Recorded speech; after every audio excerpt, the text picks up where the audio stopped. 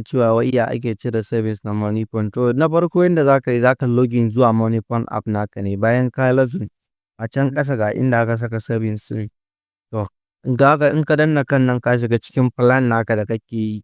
A misali in ka saka savings ɗinka a ce weekly ne su ringa maka withdraw ko monthly ko kuma kullum, duk yanda dai ka saka in yana cikin nan kaga gun da zaka danna withdraw a kai ka danna, amma fa za su cire charges a ciki, sai ka danna agree ɗin nan.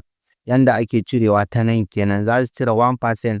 In ga 1% ɗin nawa naira 3 kenan.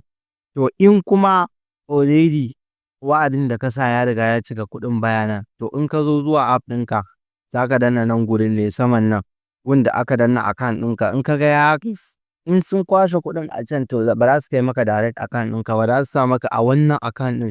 In dai ka shiga gun account ɗinka ka ga account a saman layi haka, to shine yanda ake cire kuɗi daga ciki. Kuma shine za ka zo ka danna transfer ne. Bayan ka danna sai ka danna nan gurin kan account number. Bayan ka danna sai ka je ka nemo wancan account ɗin da suka buɗe maka. Wannan account ɗin ana amfani da shi ne su ringa tara maka kuɗinka na savings a ciki. Sai ka danna process.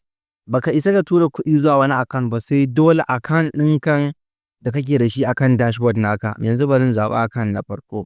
A misali gashi nawa kake so ka cire, in duka ne gashi nan nawa 9,000 ne na saka.